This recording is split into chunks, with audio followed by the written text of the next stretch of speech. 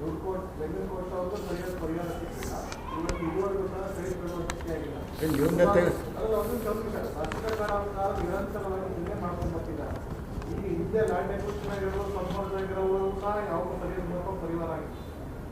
Bidadi township ಅಲ್ಲಿ ನೀವೇನು ಹೇಳ್ತಿರಲ್ಲ 2.5 ಎಕರೆ 2.4 ಕೋಟಿ ಕೊಟ್ಬಿಟ್ಟು 1 ಎಕರೆ ಜಮೀನು ತಗೊಂಡ್ರೆ ಸೈಟ್ ಎಕ್ಸ್ಪೋರ್ಟಿಂಗ್ ಮಾಡ್ತೀರಾ ಸೈಟ್ಗಳನ್ನ ಅದು ತಗೊಳ್ಳೋರು ಯಾರು ಸರ್? ನೀವು ನಾನು ಬಿಗಿನಿಂಗಲ್ಲೇ ಹೇಳಿದ್ದು ದಯಮಾಡಿ ಅರ್ಥ ಮಾಡ್ಕೊಳ್ಳ ಅಂತ ಹಿಡಿದು ನಾವು ಈ ಪ್ರಾಜೆಕ್ಟ್ನ ಹಿನ್ನೆಲೆ ಏನು ಅನ್ನುವಂಥದ್ದು ಅಂದರೆ industrial corridor come residential corridor ಅಂತ ಮಾಡುವಂಥದ್ದಕ್ಕೆ ಇಂಡಸ್ಟ್ರೀಸ್ನವ್ರಿಗೆ ಕೊಟ್ಬಿಡ್ತೀವಿ ನಾವು. ಇಂಡಸ್ಟ್ರೀಸ್ನವರು ಅವರ ಎಂಪ್ಲಾಯೀಸ್ಗೆ ಈ ಅಪಾರ್ಟ್ಮೆಂಟನ್ನು ಬಿಲ್ಡ್ ಮಾಡಿ ಅವರು ಕೊಟ್ಕೋತಾರೆ. That is only the intention of this township. It is not PPP model now. Please understand, it is not PPP model now. 2006ನೇ ಇಸ್ವಿನಲ್ಲಿ ಕುಮಾರಸ್ವಾಮಿಯವರು ಮೂಟ್ ಮಾಡಿದಂಥ ಐಡಿಯಾದಲ್ಲಿ PPP ಮಾಡೆಲ್. ಆಗ DLF ಅಂತ ಒಂದು ಸಂಸ್ಥೆಗೆ ಡೆಲ್ಲಿ ಲ್ಯಾಂಡ್ ಫೈನಾನ್ಸ್ ಅಂತ ಡೆಲ್ಲಿ ಇದೆಯಲ್ಲ ಬಿಲ್ಡರ್ಸು, ಅವರಿಗೆ 400 ಕೋಟಿ ಇನ್ವೆಸ್ಟ್ ಮಾಡಿಸ್ಕೊಳ್ಳೋದು ದುಡ್ಡನ್ನ ತಗೊಂಡು ಅವರಿಗೆ PPP ಮಾಡಲಲ್ಲಿ ಕೊಡುವಂಥದ್ದಕ್ಕೆ ತಗೊಂಡಿದ್ದ ತೀರ್ಮಾನ. ಆಮೇಲೆ ಗ್ರಾಜ್ಯುವಲ್ ಆಗಿ ಅದೆಲ್ಲ ಬೇರೆ ಬೇರೆ ಎಲ್ಲ ಚೇಂಜಸ್ ಆಗಿ ಈಗ it has come down to this work leave play program. It is not PPP model. I am making it very clear. No more PPP model.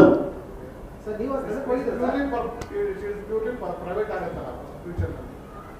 ಹೌದು, ನ್ಯಾಚುರಲಿ ನೀವು ಎಲ್ಲನೂ ಹಂಗೆ ಆಗುತ್ತೆ ಸರ್. ನೀವು BDA ಸೈಟ್ನ ಅಕ್ವೈರ್ ಮಾಡ್ಕೊಂಡು ಜನಗಳಿಗೆ ಮಾರಿದ ಮೇಲೆ ಮನೋರು ಮಾಡಿದ್ಮೇಲೆ ಅದು ಪ್ರೈವೇಟ್ ಆಗುತ್ತೆ, ಅವ್ರಿಗೆ ಸ್ವಂತ ಅಲ್ವೇ. ಗೌರ್ಮೆಂಟ್ ಅಡಿನಲ್ಲಿ ಹೆಂಗೆ ಬರುತ್ತದು? That is government is only the facilitator ಅಷ್ಟೇ.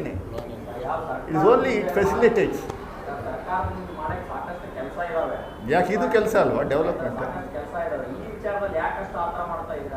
ಆ ಥರ ಏನಿಲ್ಲ. 2006ನೇ ಇಸ್ವಿನಲ್ಲಿ ನೋಟಿ ಆಗಿದ್ದಂತೂ 20 ವರ್ಷ. ಇದು ಆ ಥರ ಅಂತೀರಾ? ಆ ಥರ ಆಯ್ತಾ?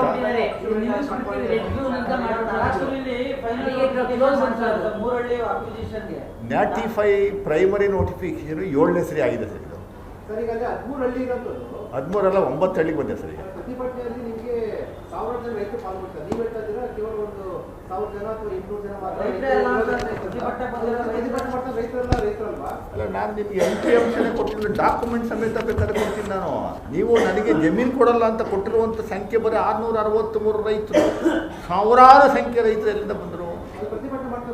ಅದೇ ನನಗೆ ಗೊತ್ತಿಲ್ಲ, ನೀವೇ ಹೇಳಿ ದಯಮಾಡಿ. 663 ಜನ ರೈತರು ಮಾತ್ರ 1343 ಎಕರೆ ಸಂಬಂಧಪಟ್ಟಂಥ 663 ರೈತರು ರೈಟಿಂಗಲ್ಲಿ ನಾವು ಭೂಮಿಯನ್ನು ಕೊಡಲ್ಲ ಅಂತ ಕೊಟ್ಟಿದ್ದಾರೆ. What else is required? What is that you required? ಅಷ್ಟೇ ಅಲ್ವೇ? ಸಾವಿರಾರು ರೈತರು ಎಲ್ಲಿಂದ ಬಂದು ನನಗೆ ಅರ್ಥ ಆಗ್ತಾ ಇಲ್ಲ. ನಾನು ಅದನ್ನು ನಿಮ್ಗೆ ಕೇಳ್ತಾ ಇದ್ದೀನಿ, ಎಲ್ಲಿಂದ ಬಂದವರಲ್ಲ ಅಂತ. ಯಾರು ಸ್ಪಾನ್ಸರ್ಡ್ ಅನ್ನುವಂಥದ್ದು ದಯಮಾಡಿ ಕುಮಾರಸ್ವಾಮಿ ಹೇಳಬೇಕು. It is not my imaginationary statistics sir. It is the statistics which is available in the government. ಮನವೊಲಿಸ್ತೀವಿ 100%. 100ಕ್ಕೆ 90% ರೈತರು ಸ್ವಾಮಿ ನಾವು ಭೂಮಿ ಕೊಡುವಂಥದ್ದಕ್ಕೆ ರೆಡಿ ಇದ್ದೀವಿ, ನಮಗೆ 50% ಸೈಟ್ ವಾಪಸ್ ಕೊಡ್ತಾ ಇದ್ದೀರಿ, ಒಳ್ಳೆ ಕೆಲಸ ಇದು, ಇಲ್ಲ ನಾವು ದುಡ್ಡು ತಗೋತೀವಿ ಅಂತ ಅವರೇ ಬಂದಿದ್ದಾರಲ್ಲ. They have come forward. ರೈತನ ಒಕ್ಕಲೆಬ್ಸಿ ನಂದಿಗ್ರಾಮ ಆಯ್ತಲ್ಲ ವೆಸ್ಟ್ ಬೆಂಗಾಲಲ್ಲಿ, ಆ ಥರ ಮಾಡ್ತಾ ಇಲ್ಲ ನಾವು. ಗನ್ ಪಾಯಿಂಟಲ್ಲಿ ಶೂಟ್ ಮಾಡಿ ಅವ್ರನ್ನ ಎಬ್ಬರಿಸಿ ಓಡಿಸಿ ಮಾಡಿಸುವಂಥ ಕೆಲಸವನ್ನು ಮಾಡ್ತಾ ಇಲ್ಲ. ಸ್ವಯಂ ಪ್ರೇರಿತವಾಗಿ ರೈತರು ಯಾರಾದರೂ ಸಮಸ್ಯೆ ಆದರೆ 663 ರೈತರು ಮತ್ತೇನೋ ಸಮಸ್ಯೆ ಆಗೇ ಉಳ್ಕೊಂಡ್ರೆ ಅವ್ರ ಜಮೀನ ಹೊರತುಪಡಿಸಿ ಮಿಕ್ಕಿ ತಗೋತೀವಿ ಅಷ್ಟೇ. ಸಿಂಪಲ್.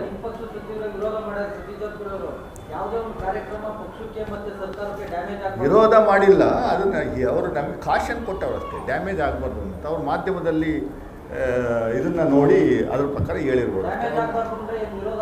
ಅದನ್ನೇ ಸರ್, ಈಗ ಅವ್ರಿಗೆ ಕನ್ವಿನ್ಸ್ ಮಾಡೋಂಥ ಕೆಲಸವನ್ನು ನಮ್ಮ ಚೀಫ್ ಮಿನಿಸ್ಟ್ರು ಮತ್ತು ಇನ್ಯಾರೋ ರೆವಿನ್ಯೂ ಮಿನಿಸ್ಟ್ರು ಮಾಡ್ತಾರೆ.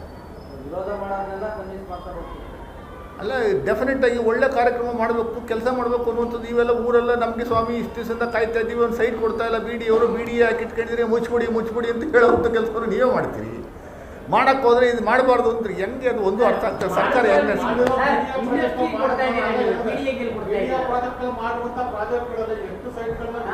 ನ್ಯೂನ್ಯತೆಗಳು ಇರ್ತಾವೆ ಸರ್, ಎಲ್ಲ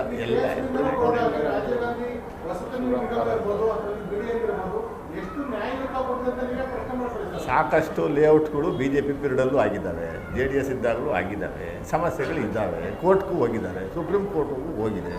ಎಲ್ಲ ಲೇಔಟ್ಗಳು ನೀವು ಈಗ ಹಾಲಿ ಇರುವಂಥ ಜಾಗದ ಲೇಔಟು ತಗೊಂಡ್ರು ಯಾರಾದರೂ ಒಬ್ಬರು ಅರ್ಜಿ ಹಾಕಿರ್ತಾರೆ, ಸಮಸ್ಯೆ ಮಾಡಿರ್ತಾರೆ. ಅವಕ್ಕೆಲ್ಲ ನಾವು ಸರ್ಕಾರ 100% ಎಲ್ಲರನ್ನೂ ಮನವೊಲಿಸಿ ಮಾಡಿಸುವಂಥದ್ದಕ್ಕಾಗಲ್ಲ. 90% if they are there in their favour means the project is definitely we are interested in taking out. ಮೂರನೇದು, ಪಾಪ ಕುಮಾರಸ್ವಾಮಿಯವರು ಮಾತೆತ್ತಿದ್ರೆ ಡಿ ಕೆ ಶಿವಕುಮಾರ್ ಅವರು ಅಫಿಡವಿಟಲ್ಲಿ ಘೋಷಣೆ ಮಾಡ್ಕೊಂಡು 1400 ಕೋಟಿ ಅವ್ರ ಆಸ್ತಿ ಏನು ಹೇಳ್ತಾ ಇದ್ದಾರೆ. 1400 ಕೋಟಿ ಹೆಂಗೆ ಬಂತು, ಎಲ್ಲಿಂದ ಬಂತು? ಆಲೂಗಡ್ಡೆ ಬೆಳೆದ್ರೆ ಆಲೂಗಡ್ಡೆ ಬಂತ, ಆಲೂಗಡ್ಡೆಯಿಂದ ಬೆಳೆದ್ರೆ ಚಿನ್ನ ಬೆಳೆದ್ರೆ ಏನು ವ್ಯರ್ಥ? ಇದು ಬಿಸ್ನೆಸ್ ಮ್ಯಾನ್ ಕುಮಾರಸ್ವಾಮಿ ಅವರೇ. ನಾನು ಒಂದು ಪ್ರಶ್ನೆ ಕೇಳ್ತೀನಿ, ನಿಮ್ಮ ಪಾರ್ಟ್ನರ್ ಇದ್ದಾರಲ್ಲ, ಬಿ ಜೆ ಪಿ ಪಾರ್ಟ್ನರು, ನಿಮ್ಮ ವಿಶ್ವಗುರು, ಎರಡನೇ ವಿಶ್ವಗುರು ಅಮಿತ್ ಶಾ ರವರು, ಅವ್ರ ಮಗ ಜೆ ಶಾ 2014ನೇ ಇಸ್ವಿನಲ್ಲಿ ಆಡಿಟೆಡ್ ರಿಪೋರ್ಟ್ ಅವ್ರದ್ದೊಂದು ಕಂಪ್ನಿ ನಡೆಸ್ತಾ ಇದ್ರು, ಟೆಂಪಲ್ ಎಂಟರ್ಪ್ರೈಸಸ್ ಅಂತ. ನೀವು ಗೂಗಲಲ್ಲಿ ಇವರು ಕೂಡ ಸರ್ಚ್ ಮಾಡಿ ನೋಡಿ, ಟೆಂಪಲ್ ಎಂಟರ್ಪ್ರೈಸಸ್ ಅಂತ. ಅದರ ವಹಿವಾಟು 2014ರಲ್ಲಿ ಬರೀ 6385 ಕೋಟಿ. 6385. ಈಗ ಅದು ಆಲ್ಮೋಸ್ಟ್ 1800 ಕೋಟಿ ಆಗಿದೆ. 385 ಕೋಟಿ ದುಡ್ಡನ್ನೇ ಇನ್ವೆಸ್ಟ್ ಮಾಡಿದರೆ 1800 ಕೋಟಿ ಆಗುವಂಥ ಸ್ಕೀಮ್ ಯಾವುದು ಸರ್? ದಯಮಾಡಿ ಹೇಳಿದ್ರೆ ನಾವೆಲ್ಲ ಇನ್ವೆಸ್ಟ್ ಮಾಡ್ತೀವಿ 10 ವರ್ಷ, 10-12 ವರ್ಷ. ಅದೇ ರೀತಿ ಇವರ ಭಾಗಿದಾರರು ಅದಾನಿ, ಈಗ ನೀವು ಇಂಟರ್ನೆಟ್ಟಲ್ಲಿ ಚೆಕ್ ಮಾಡಿ, 2014ರಲ್ಲಿ ಅವ್ರದ್ದು ವಹಿವಾಟು, ಅವ್ರ ಆಸ್ತಿ ಎಷ್ಟಿತ್ತು, ಈಗ ಎಷ್ಟಿದೆ?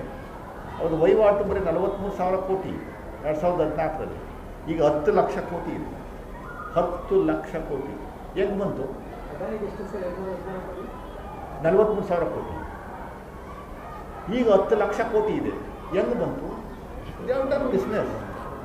They are into every business. Similarly, D.K. Shivakumar is not only a politician, he is a businessman, educationist. ಆಸ್ಪತ್ರೆಗಳು ರನ್ ಮಾಡ್ತಾರೆ, ಮೆಡಿಕಲ್ ಕಾಲೇಜ್ ಇದೆ, ಇಂಜಿನಿಯರಿಂಗ್ ಕಾಲೇಜ್ ಇದೆ, ಸ್ಕೂಲ್ಗಳಿದ್ದಾವೆ, ರಿಯಲ್ ಎಸ್ಟೇಟ್ ಬಿಸ್ನೆಸ್ ಇದೆ. They have business, multi faceted business ಇದೆ ಅವರು. ಅದ್ರ ಬೇಸಿಸ್ಕೊಂಡು ಮಾಡ್ತಾರೆ. ತಪ್ಪೇನಿದೆ ಅದರಲ್ಲಿ? ನನಗೆ ಅರ್ಥ ಆಗ್ತಾಯಿಲ್ಲ. ಆಯಿತು, 2004ನೇ ಇಸ್ವಿನಲ್ಲಿ ನೀವು ಅಫಿಡವಿಟ್, ಕುಮಾರಸ್ವಾಮಿಯವರ ಅಫಿಡವಿಟಲ್ಲಿ ಎಷ್ಟಿತ್ತು? 2.5 ಕೋಟಿ ಇತ್ತು. ಈಗ ಎಷ್ಟಿದೆ? ನಿಮ್ಮ ಫ್ಯಾಮಿಲಿದು ಈಗ ಎಷ್ಟಿದೆ? ದಯಮಾಡಿ ಕುಮಾರಸ್ವಾಮಿಯವರು ಒಂಚೂರು ಹೇಳ್ತೀರಾ? ಅದು ಹೆಂಗೆ? ಫಿಲ್ಮ್ ಪ್ರೊಡ್ಯೂಸರ್ ಎಷ್ಟು ಪ್ರೊಡ್ಯೂಸ್ ಮಾಡಿದ್ರಿ ಫಿಲಿಮ್ಸ್ನ? ಎಷ್ಟು ಫಿಲಿಮ್ಸು ರನ್ ಆದ ಸಕ್ಸಸ್ಫುಲ್ಲಾಗಿ ಕರ್ನಾಟಕದಲ್ಲಿ 100 ದಿನ ಒಂದೊಂದು ವರ್ಷ ಓಡಿರುವಂಥ ಇರಿ ಸರ್. ಒಂದು ನಿಮಿಷ, ಸೆಂಟರ್ ನೀವೇ ಮಾತಾಡಿದ್ರೆ ಮತ್ತೆ ನಾನು ಹಾಕಿದ್ದೀನಿ ಇಲ್ಲಿ. ಒಂದು ನಿಮಿಷ ಇರಿ, ಮಾತಾಡಿದ್ಮೇಲೆ ನೀವು ಪ್ರಶ್ನೆ ಕೇಳಿ. ನೀವು ಸಡನ್ನಾಗಿ ಬಾಯಿ ತೋರಿಸಿದ್ರೆ ನಂಗೆ ಮರ್ತೋಗ್ತದಲ್ಲ, ನನಗೆ ಸಮಸ್ಯೆ ಇದೆ, ಪ್ರತಿಯೊಂದಕ್ಕೂ ಹೇಳಿದ್ರೆ. ಈಗ ಇದಕ್ಕೆ ಉತ್ತರ ಕೊಡಲಿ.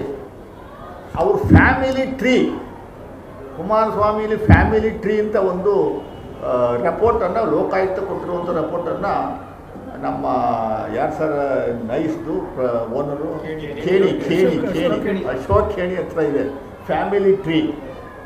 ಎಷ್ಟು ಎಕರೆ, ಎಷ್ಟು ಜನ ಅದರಲ್ಲಿ ಇನ್ವಾಲ್ವ್ ಆಗಿದ್ರೆ, ಎಲ್ಲೆಲ್ಲಿ ಪ್ರಾಪರ್ಟಿ ಇದೆ ಅನ್ನುವಂಥದ್ದು ಅಶೋಕ್ ಖೇಣಿ ಕೇಳಿದ್ರೆ ಒಂದೇ ಒಂದು ಪೇಜಲ್ಲಿ ಇದೆ ಅದು.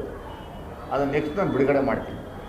ಯಾರ್ಯಾವುದು ಹೆಂಗೆ ಫ್ಯಾಮಿಲಿ ಟ್ರೀ ಬರುತ್ತೆ, ಎಲ್ಲೆಲ್ಲಿ ಆಸ್ತಿಗಳಿದ್ದಾವೆ, ರಿಂಗ್ ರೋಡಲ್ಲಿ ಎಷ್ಟೆಷ್ಟಿದ್ದಾವೆ, ಪೆರಿಫರಲ್ ರೋಡಲ್ಲಿ ಎಷ್ಟೆಷ್ಟಿದ್ದಾವೆ ಅನ್ನುವಂಥ ಪೂರ್ತಿ ಪ್ರಮಾಣದ ಲಿಸ್ಟನ್ನು ಅವರು ಇದೆ. ಅವ್ರ ಹತ್ರ ಮಾಹಿತಿ ತಗೊಂಡು ನೆಕ್ಸ್ಟು ನಾನು ಬಂದು ಬಿಡುಗಡೆ ಮಾಡ್ತೀನಿ. ನಿಲ್ಲಿಸ್ಬೇಕು. ಅದೇ ಇದೆ. ಅಶೋಕ್ ಅವರು ಏನು ಬಿಸ್ನೆಸ್ ಮಾಡ್ತೀರಿ? ಅಶೋಕ್ ಅವರೇ, ನೀವು ಬಂದಾಗ, ಬೆಂಗಳೂರಿಗೆ ಬಂದಾಗ ಎಷ್ಟಿತ್ತು? ನೀವು ಏನಿದ್ರಿ, ಏನಾಗಿದ್ರಿ? ನೀವು ಎಲ್ಲಿ ಓದಿದ್ರಿ? ಡಿಗ್ರಿ ಎಲ್ಲಿ ಮುಗಿಸಿದ್ರಿ? PUC ಎಲ್ಲಿ ಮಾಡಿದ್ರಿ?